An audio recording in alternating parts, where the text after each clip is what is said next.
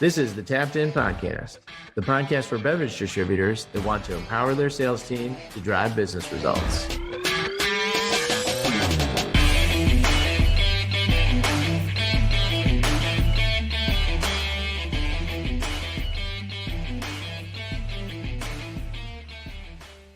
Listen up and welcome back to another episode of the Tapped In Sales Podcast, your podcast for beer distributors by beer distributors. I am your co-host, Bud, here with Moneyball Ross and Data Mike. We are going to be talking about a handful of things today, and we should have some fun. But how was everybody's week so far?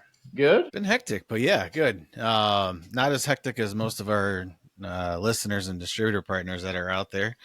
Slanging the cases, right? Filling the displays. It is, it's crazy week. Yes. The beer and it's a big goal setting week for the month of July. So yeah, not to tease the episode at all here. Yes. But when this comes out, we will be past the 4th, and we will have celebrated America's birthday, and we will be on to the heat of summer for sure. Actually saw a bald eagle on the beach the other day. Yes. So nice. I mean, it doesn't get much more America than that. No, we have a bald eagle nest in Battle Creek, not very far away from where I live, and it is awesome to see them flying around all the time. They are big birds. They're huge. They are big birds. We where we go up in northern Michigan, there's this lake that we like to. It's actually a flooded river, but we love to go out there. It's all national forest, so there's no cabins or anything, right? It's just all woods and then water, and there's an island, and on the island there's a bald eagle's nest. So every year we kind of sneak up underneath it, and it is insane how big. I mean, those things move trees, like tree limbs, for their nest. And then the crazy part is underneath it, it looks like somebody walked around with a gallon of white paint and a paintbrush and just like slinging it everywhere. Because in a 50-foot diameter circle, like the forest floor is just white, like littered with specks of white. It's crazy from all their poop, of course. That's the bird poop. Yes. No, yeah, I'm that's the bird expert on here. I'm not the native bird expert here. Well, that's a good call out. It is the poop. Is that the same land you illegally put your Starlink up onto, Mike? No. And that was totally illegal. You're allowed to use that land for anything you want. Just keep bringing it up. Keep drumming Starlink episode will continue tomorrow. We're heading north for 2 weeks, and then look at that. And I'll try the Starlink 2.0 again. There we go. All right. There you go. The other day. I love it. Yeah, that's America.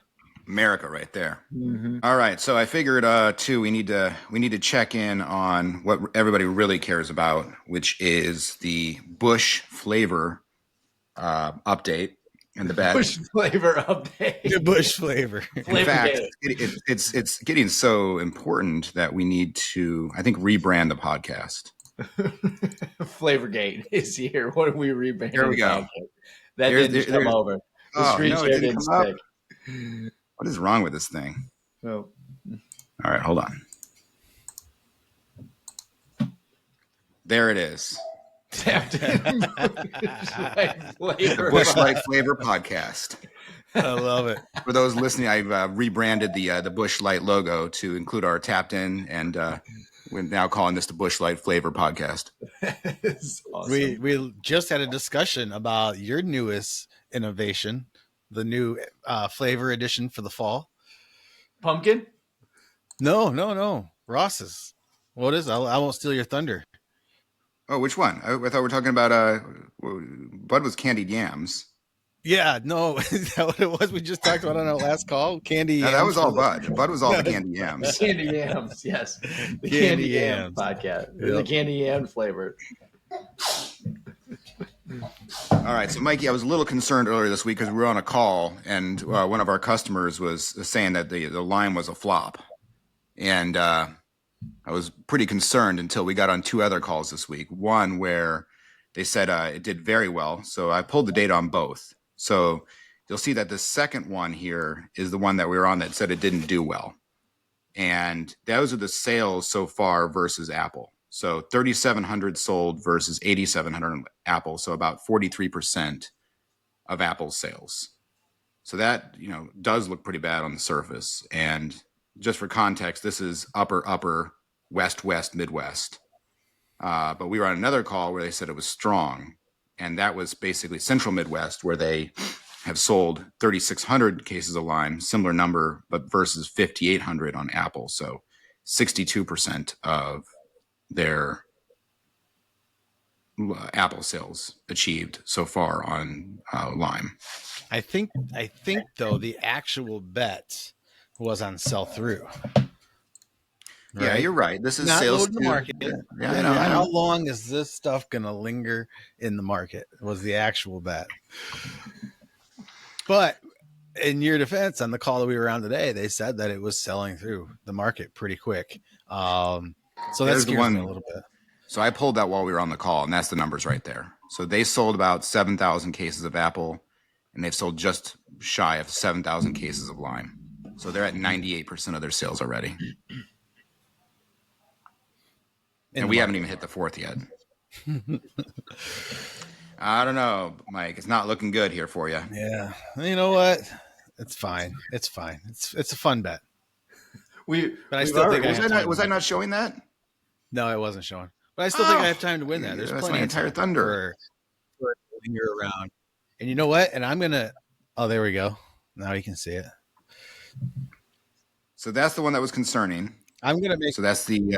I'm gonna make it a point to go to every single like hole in the wall shitty account that I can find and take pictures of all the stacks of Lyme that are sitting around, not good accounts that it actually sold through. I'm going to go through like uneven floor, cooler not working, no price type of accounts and take pictures of all the Lyme all over the floor, and I'll win this bet. All right. Well, the difference between the two outcomes so far is like pent up demand around Apple versus the newest flavor of just like what is traditional underlying demand potentially, because there was a bunch of pent up buyers that were looking for Apple. I was playing golf like 3 weeks after wholesalers got their last run, and people were like, "Hey, do you know where to find Apple? I got people looking for Apple." I'm like, "It's gone. You missed your shot. This is the second a lot." Well, I mean, it's toast, bro. It'll be back. It'll be back. I hope they bring out candied yams. It'd be a perfect flavor. 22-ounce bottles, made to share. We could do 40s of that. Made to share. Well, pumpkin's going to be the way to go. You have the fall dialed in. What are you going to bring for the winter seasonal? Screw winter and spring seasonal. Oh, Bud had a good idea. The espresso, what is it, espresso martini or something? Well, I did say a latte. It's like just a coffee flavor. Just a coffee flavor but yes. That's the only logical choice for Bushlight is a coffee flavor. You could do a mistletoe Bushlight. We're gonna do like a peppermint Bushlight, a mistletoe. Peppermint Bushlight, yeah. Let's put some roasted malt in it, so it's kind of got a dark color. For sure. You never know who's listening, Bud. Some of these flavors might pop up somewhere. You never know. It would be only too much power for us to actually believe that somebody important is listening to that. Yeah. They actually did something with it. Oh, I love it. Well, I'm going just make sure we replace the logo now that we've changed to the Bushlight flavor pod. Yes. Well, I'm going to a wedding this weekend, and one of the funniest things that happened at it's a cousin of Sarah's, and his sister got married, and he's now getting married. He got iced at his cousin's wedding. It was incredible because his mother is not into us drinking and partying and have a good time.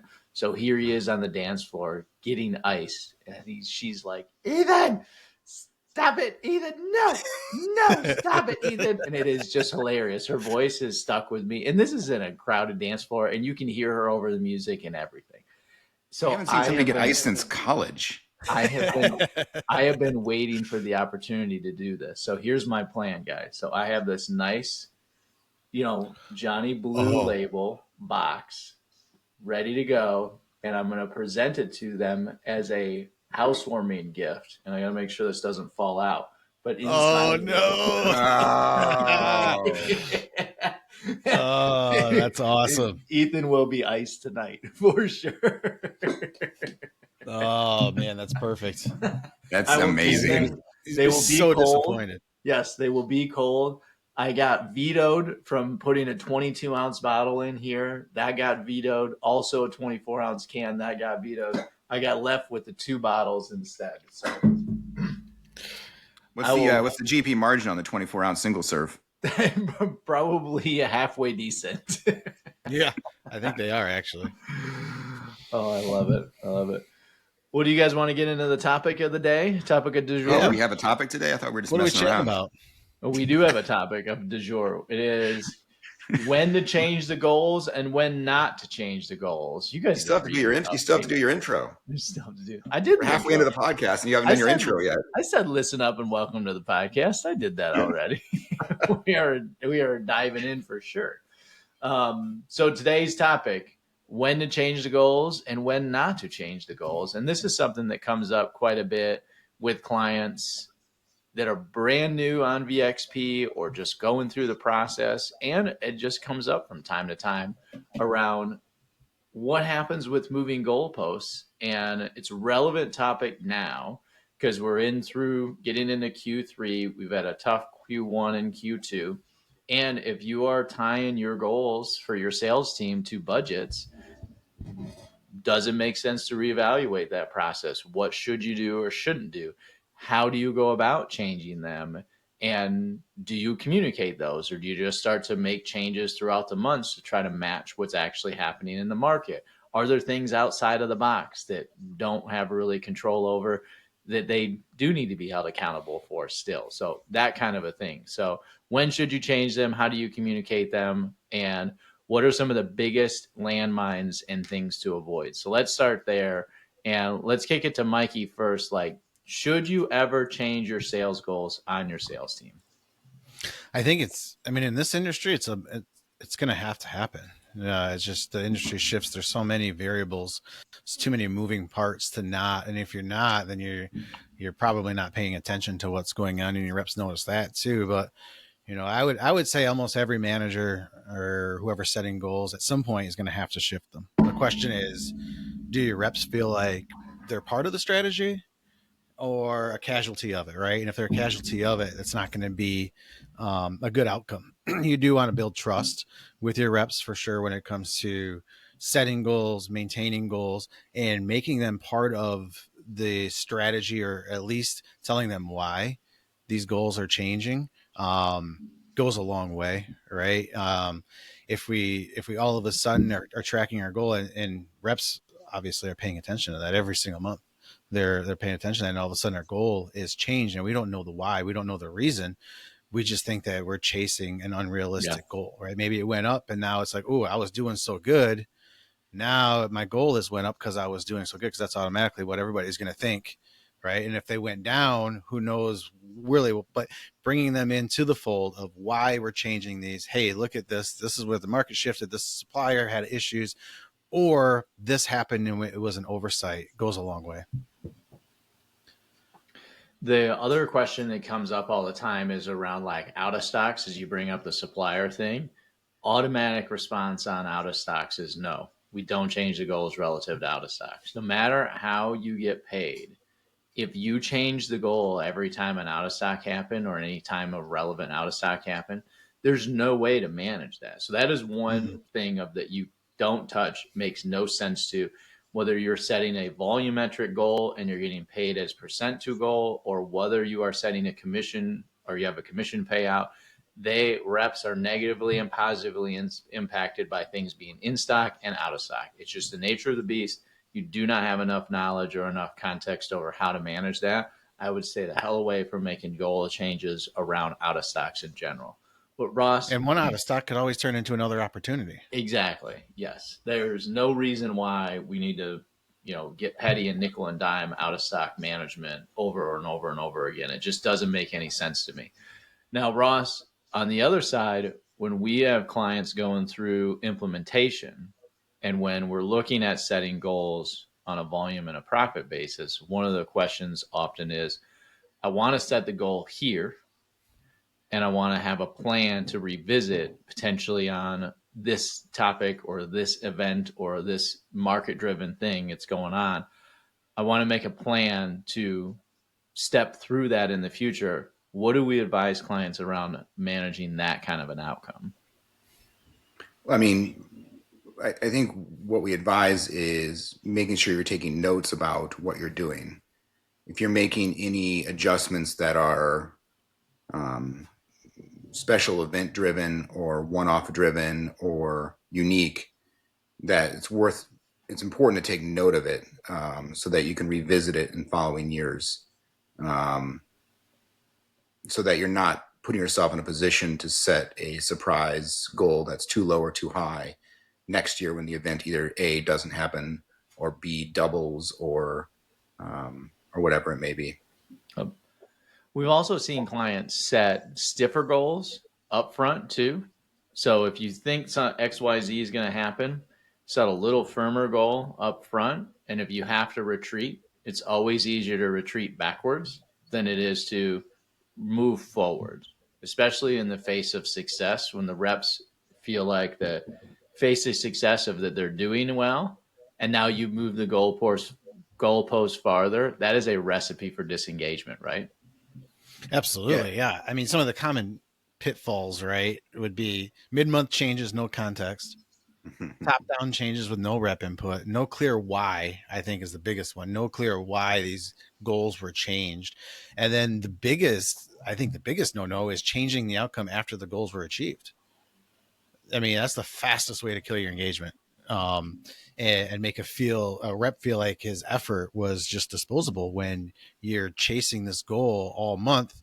You get there, you crush it, and then all of a sudden it changed, and it made it harder for you, right? And now you're like, oh my gosh, I went out there and crushed my goal, but now the goal is harder. That will stick with them for a very, very long time. The next month that when goals come around, it's not like you're getting a fresh start. That will stick with them for a long time, and you won't get that engagement because they chased a goal that was moved on them, right? And there might have been a really good reason why that goal was moved. There might have been a total oversight when the goal was set. There could have been some sort of market shift or supplier shift, or something happened that caused that. But without the why, that rep feels deflated. That rep feels defeated and just won't get over that for a long time, in my opinion. And I think if you're going to go about it the right way, in my opinion, the right way to change your goal, always start with the why. You have to bring your reps in. You have to, if it's affecting their goal, they have to know why. They're going to see it. You're not going to sneak one past them, right? Maybe collaborate. Well, get the team leads involved, get the reps involved. This is what we're thinking. This is why we're thinking of changing this goal. And we would like your input, right? And then coach through the change too. A little bit of coaching of, yeah, I know you feel a little discouraged because your goal went up. I mean, I'm pretty much speaking to a goal going up. A goal coming down is, you still need to know the why. You still need to explain it, but it's going to be an easier sell-in, right? But when a goal goes up, then you coach through it. I know that feels a little discouraging, but this is how we're going to get through it. This was the why, and I think you can do it, and I know you can do it. Let's do this together. Those are some of my, pitfalls and a better way of going about changing somebody's goal that's going to make it tougher for them for the month. Ross, anything to add there? Yeah, I mean, the question I always ask is, before you finalize your goals, is, are you going to be happy paying extra above this level? As an important gut check before you walk out the door with the goals. And what I'm really trying to do is mitigate the chances of getting to a position where you're at the end of the month and you feel like you need to revise up, because you need to remember that you made the decision that I'm going to be happy if we're above this level, whether that's a profit or a volume number. And either that's tied or not tied to the financial projections or targets of the business. So that makes it much less likely that you're going to feel inclined to pull it back. Now, I think that the vast majority of the pullback times are much more related to a exogenous impact that we didn't anticipate. So that's, a festival that we didn't account for, a surprise shock to the market. Load in with price increase time, something like that. More often than not that it's that. But you also want to make sure that as a management team, you feel good if the reps exceed. And the only way you can do that is make sure that you're creating a foundation of that goal being anchored to something you feel good about. Yeah. Now, anchored to something you feel good about. We at Atlas, when we were running VXB, never let a financial budget dictate what we put in for a volume and profit goal. Some clients do that. Not everybody feels like that. This is just the way that I chose to do it. The reason why I chose to not care is that I owned the other side of the envelope, which was the cost side. I could control costs. I could decide and dictate spending.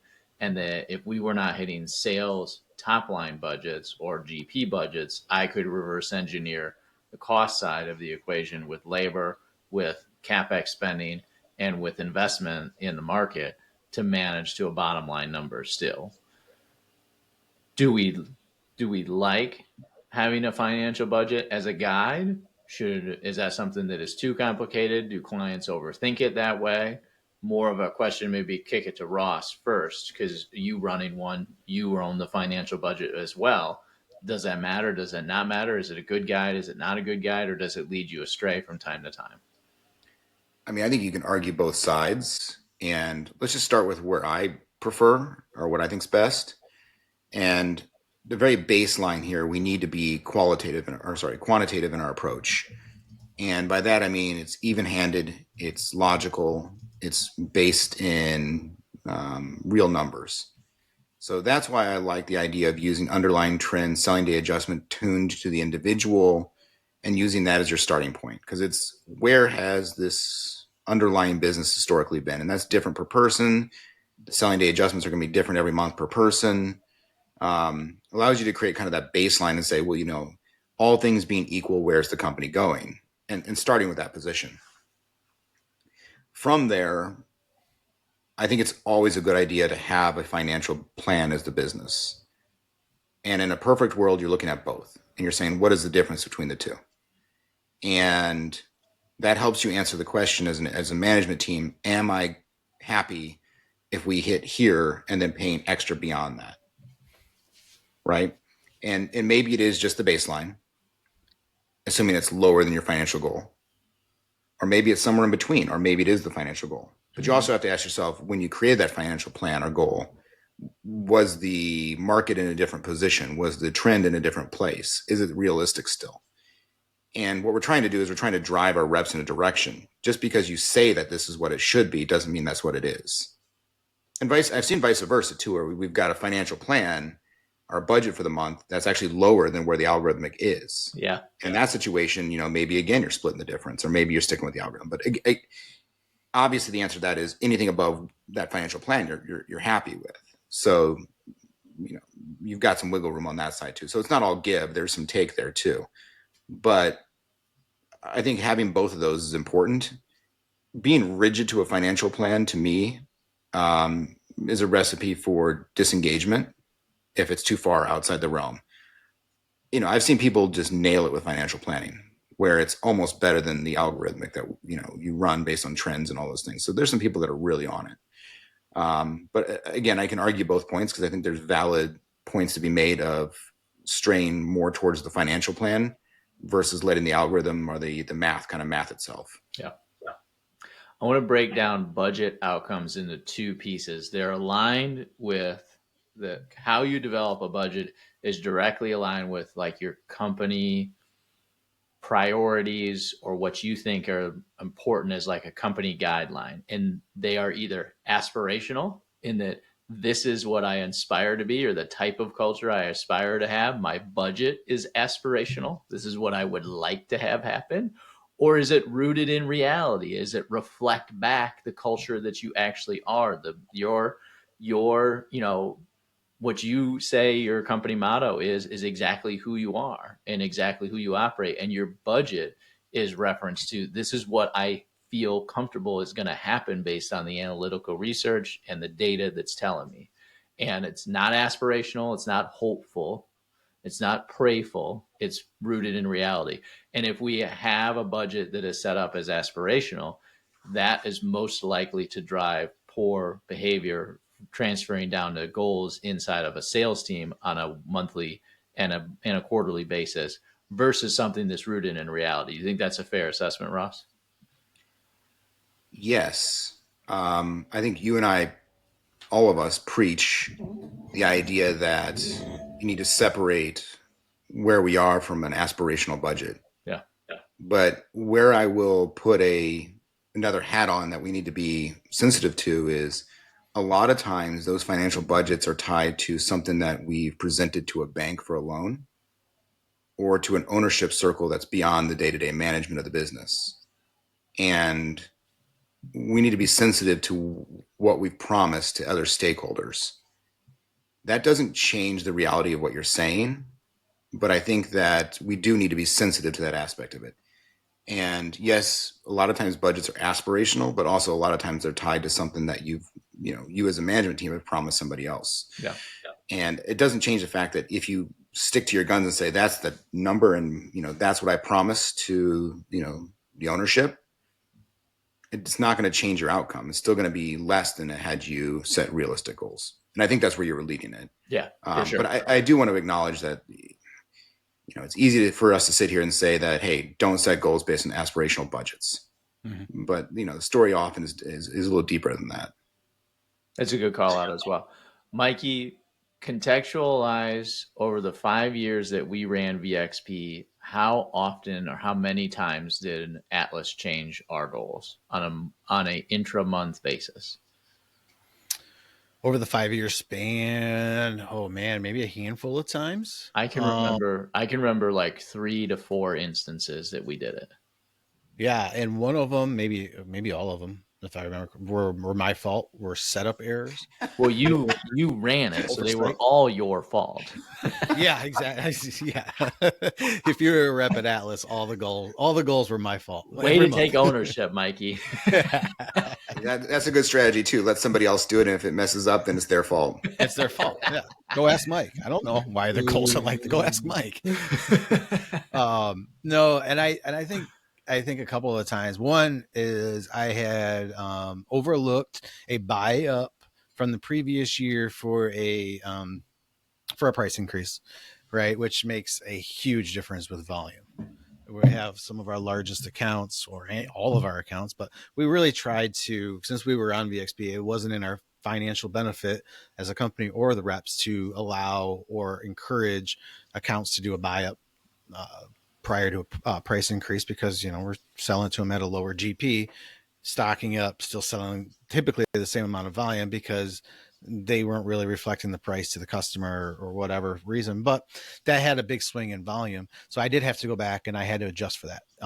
Good note taking month over month is always a really good way to get around that. But a couple of other ways or other reasons, probably data issues on my end, maybe some wrong reporting or something like that. But typically if we missed a month and the reps just blew it out of the water, it was just if it was something that was outside that I probably should have noticed, I wouldn't go back and fix it. Right. Yeah. I would readjust for the next week. Wasn't going to change the scoreboard. I wanted to change the playbook moving forward and adjust that, because the last thing I wanted to do was lose my reps' trust that when they go out, they do the effort, they hit the goals, I'm not going to move that goal line for them ever. So that was huge. Some of the other things to top of good note taking month over month too is just is also kind of like you would come to us with where the company needed to be as a budget perspective, right? And we looked at that, and that was our guiding light. It wasn't the Bible. It wasn't the final. It was really looking to, okay, we would be really happy if this is where we landed the month. And I think that this is achievable. The important thing I just said was that I think this is achievable, right? Yeah. I wanted our reps to be able to achieve it, because if they could and they earned it, they got their engagement. I have some friends in the industry that consistently have stretch goals that they just cannot hit month over month, whether it be objectives, incentives, or PFP or any other goal setting. But the first thing I always hear them say is, I don't even try. I know I can't hit it, right? It's an unrealistic goal. And typically some of those goals come down from our suppliers. They come down from the budget that we're chasing, like Ross alluded to. But when you do that, you're not even going to get the effort. You may get 25, 50% of the effort from your reps, but imagine getting 100% engagement for them when they know they can hit that goal and they know how to do it. So it can go a long way if you really set the goals where you think the company should land and could land realistically. The thing that always stuck with me around changing goals is that you have to live with the consequences, and yes, good or bad. And the reason why you need to live with the consequences more often than changing it is that you have to protect against a poor behavior of reps coming to ask you to change the goals on a regular basis. Because anytime that you lead people into thinking that they can come take an inch, or if you give them an inch, they will take a mile in a heartbeat and they will not stop one way, shape, or form. That was culturally always the reason why we stayed focused on live with the consequences, good or bad, and staying focused on that. And that if we needed to fix it later, positively or negatively, we would fix it later rather than fighting every month to like micromanage the goals and the perfection, middle month changes and everything else. That change, it's a very important part that clients need to hear. And if you're not a client and you're listening to this, like that change management, if you're doing anything, you have to stay the course on what you're doing. And if you see any inkling of that it's like working and that it's moving in the direction, you have to stay focused on it and stay the course, because people will fight change just to fight change. That doesn't mean that you're wrong. And you can hammer through this by just being consistent and predictable and reliable. And in 6 months or 9 months or in a year, they will get it. He's not changing the goals. I gotta work with it. I gotta live with the consequences of the goals when I win and when I lose, and I gotta stay focused. I mean, do we want to touch on the fact that, I mean, one, I think you nailed it there, which is be quantitative and be even-handed across everybody. Mm-hmm. Right? So it's the same methodology for everybody, so that when John walks in, he's no different than Joe. The same methodology was applied to both. And I think the other thing too is what the reps don't necessarily need to see or be part of is the fact that if you undershoot or slightly overshoot on any given month, we're a month-to-month business with these goal setting, generally speaking. Again, I'm speaking for our customers and potentially people that are not, that may be quarterly. But you do have the ability to soften the goal or harden the goal in the next period to make up for whatever happened in the current period. If you undershoot a little bit and you feel like you undershot a little bit, or if you feel like you overshot a little bit, that doesn't mean you can't make a slight adjustment to the following month to kind of make up for that overshot or undershoot.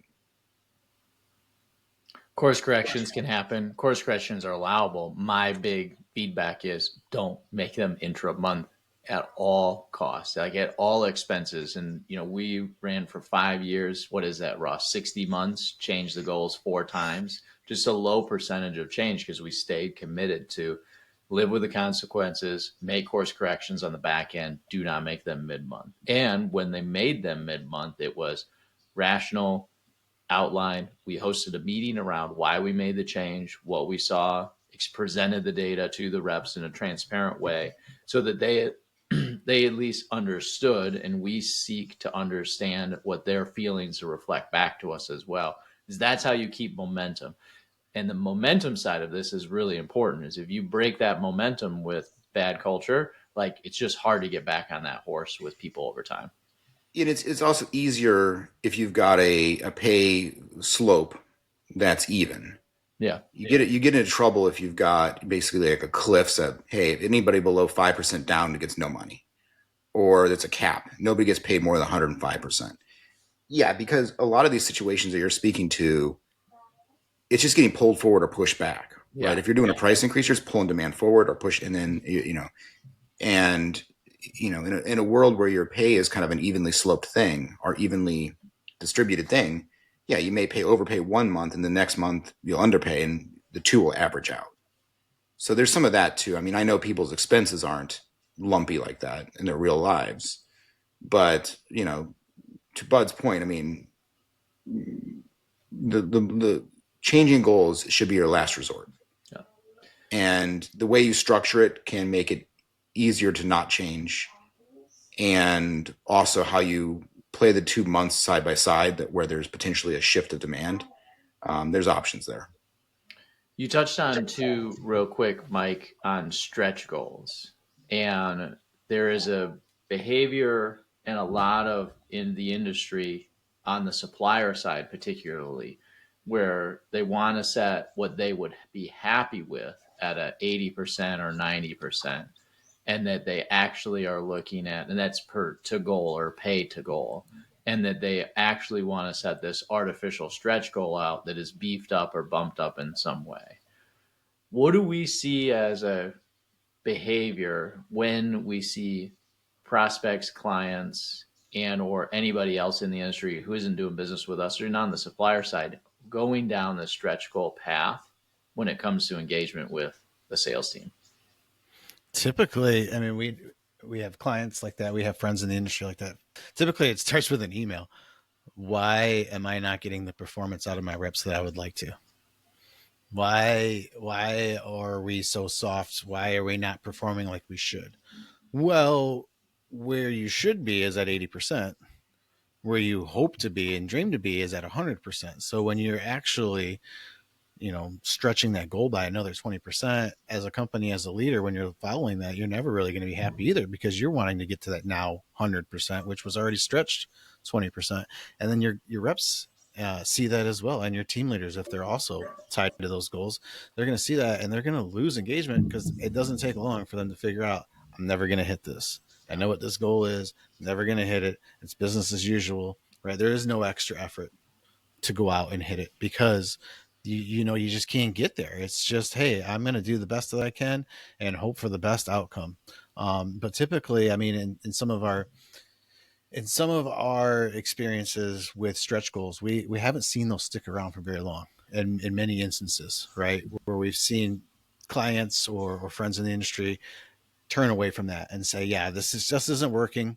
Let's take your advice. Let's try it a different way. Let's try a different approach and see if we get a better outcome. And that has always worked for them, at least with the people that we know in the industry. So, I mean, it leads me to believe that it works for sure. This is a weird one to me. And again, I came from the wine and spirit side originally, and coming into the beer world, it's ingrained in the culture. And it may just be the AB side. I don't know if I can speak to the MC side on this, but this idea that we budget X, but we intend to pay Y. Mm-hmm. And it's pervasive. And I think if I were to root cause it, I think it goes back to the mobility days and impact selling, because I think that's where it came from. But it's stuck around through all these years. And, Mike, I'll let you continue to speak on what we see as that piece of it. But, I mean, do we think that the sales team understands? Because the pushback I always see on that to moving away from that theory thinking is, well, I've told my sales team that their potential is $500. So you're telling me I need to go tell them it's actually 300? Well, that's what they make if they do well. I mean, do they really think that $500 is the number? Right. To me, it's real quick, Bud. Sorry, I didn't mean to cut you off, but it's almost like applying for a job, right? And you've applied for a job with X salary because that's what they presented to you as your salary. And then, after you get hired on, they're like, yeah, well, that's your salary if you hit 100% of your goals. Realistically, they budgeted for you to hit 80% of your goals. I mean, it's basically what it boils down to. It's the same exact thing. To me, it comes down to more of a human culture thing. And that when I don't see money playing as much of a factor in people's minds as it is, am I winning or am I not? If you're constantly at 80% to goal, you do not feel like you're winning. You feel like you're just hitting the bottom end of the threshold. Playing baseball is just like, to me, it's just a weird sport because you're in the Hall of Fame if you do it well. If you bat 300, like you're going to go to the Hall of Fame and be an all-star your whole career. But you're only doing what you're supposed to be doing, what you trained your whole life to do 30% of the time. And it takes a special personality to deal with that level of rejection over and over and over and over and over again. And most people, that's a small pyramid of people who are playing professional sports where they're dealing with that level of rejection. Our typical reps are not ready to deal with that level of rejection. So if we move the world to where you are hitting 100%, or what I like to say, best practices plus or minus 5% on a regular basis keeps the momentum. People feel like they're winning. They understand the rules of the game, that the game is within reach, and that I can consistently be a top performer. That human side elevates performance, and you get more out of your people rather than playing games with where the number is or isn't at. I just doesn't make any sense to me on a human side. And we see in our benchmarking reporting vast performance differences when client. This is why we win this battle with clients, Mikey, is that we can show them a client who's setting stretch goals and moved away from it, and how much better their performance was after that. I was going to see if you guys could make the argument that That's right. setting those thresholds below, maybe in an impact world, does it make sense? Like, can you guys make the argument that setting a budget and an actual that are different from each other is a good strategy? So the Steelman argument on my side is that we need to force the results, and we can hammer sales reps to achieve these numbers if we just make them higher.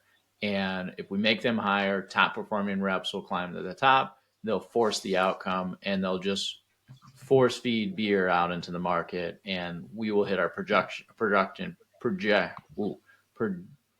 plans if we do it that way. That we need to trust in the process, in that top performers will want to succeed, and they will find a way to succeed, and that they will force the outcomes that we want to apply to them. Mikey, what is your thoughts? Yeah, sorry, I knew I should have cut in there. I was reading and not listening. Well, and Steelman, this episode's going downhill fast. You tossed me a ball, and I just dropped it on my feet. I looked the opposite way. Sorry. Funny way to Steelman the argument to Ross's point around why we would do stretch goals.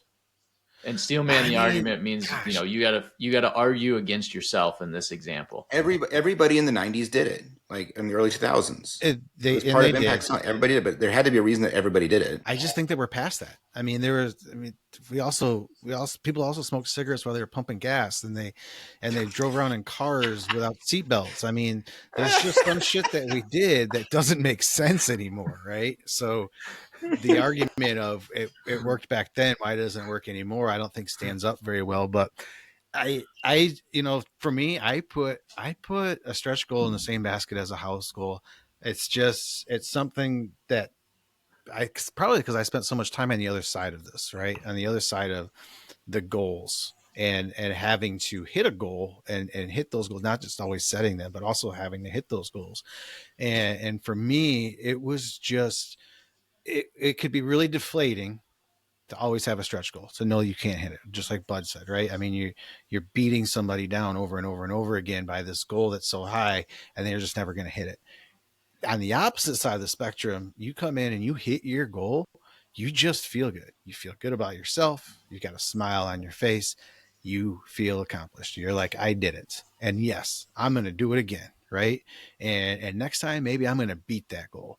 It's just a totally different way to think about it. It's a totally different way of feeling.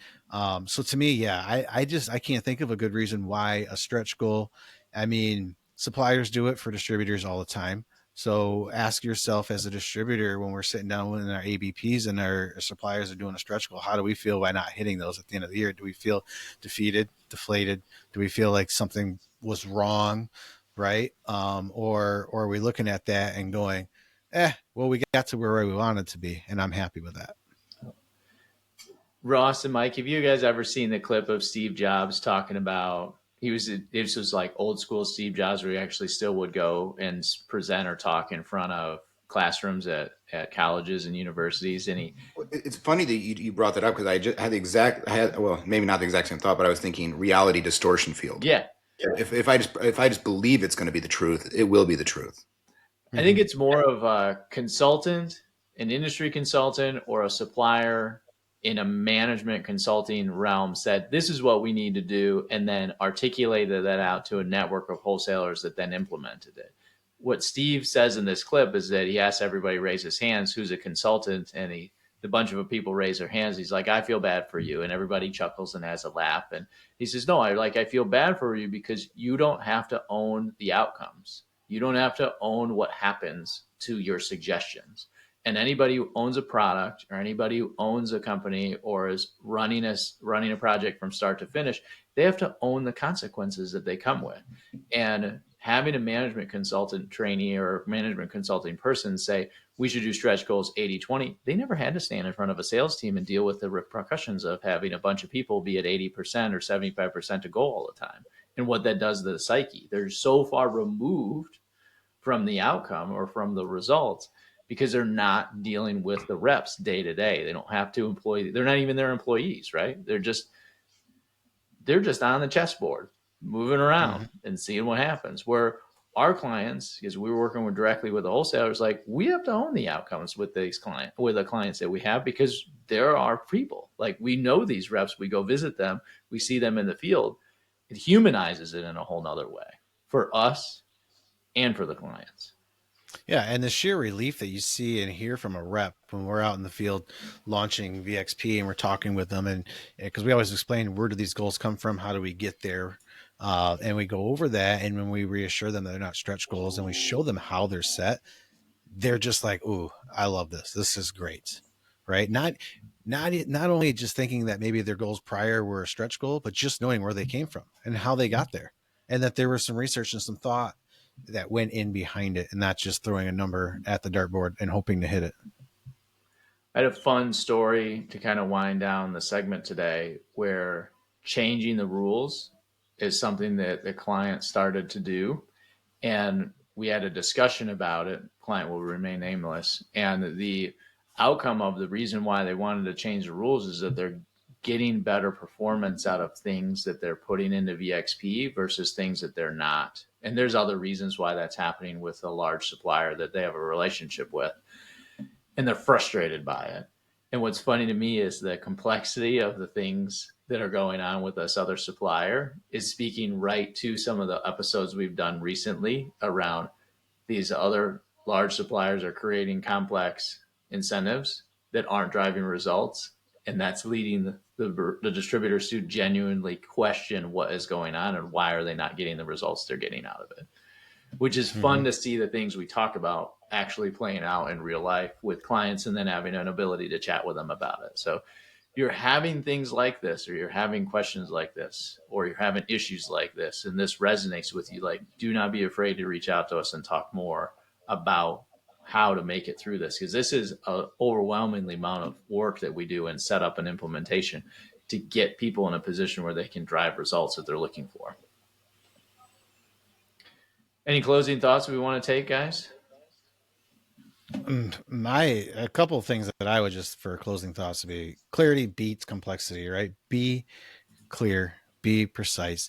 If your changes in your goals, if you're changing goals mid-month and that can't fit in one sentence, then it's too complex, right? You can't make your reps decode why their goals are changing.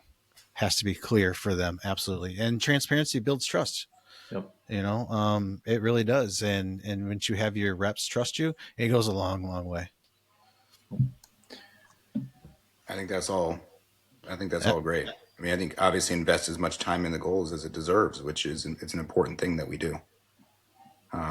So we need to invest the appropriate amount of resources in terms of how we analyze it, how we build them, and how we track and measure them. So, and I love that you ask clients, would we be happy? I've seen you do that over and over again too at goal setting meetings of like, would you be happy if this happened? And it's almost like writing a number down, putting it in an envelope, putting it in your drawer. And if it comes to life, then boom, you're happy. You got to remember that you said, I would be happy if this outcome happened.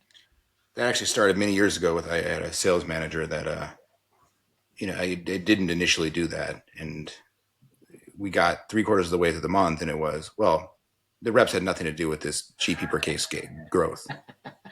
Well, I said, it was like, well, what did they do different? Well, they're just great salesmen because I've trained them so well. And no, we need to go back to when we set the goals and you thought that was a good hard number to get to, a great goal. And now that we're killing it, it's because, you've trained them so well and they're just great salespeople, all of them.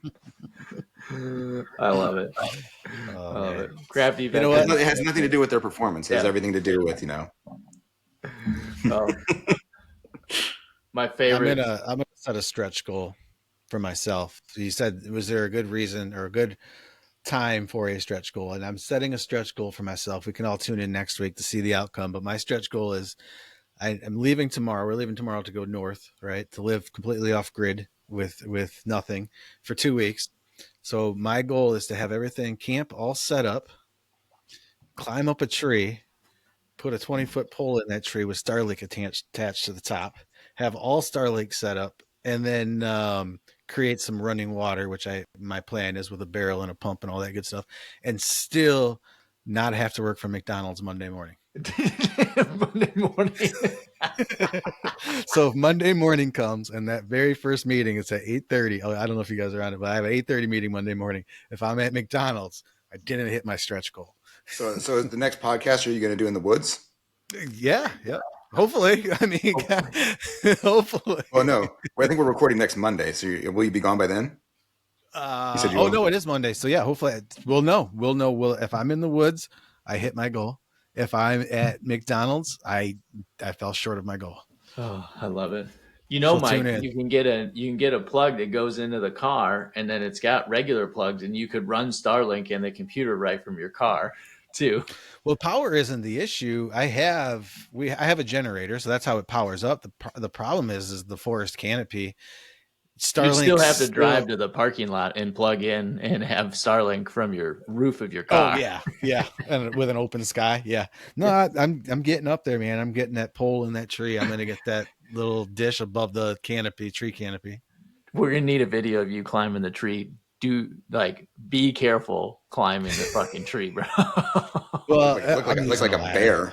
I'm using a ladder. Okay, good. Well, still, we'll get some video.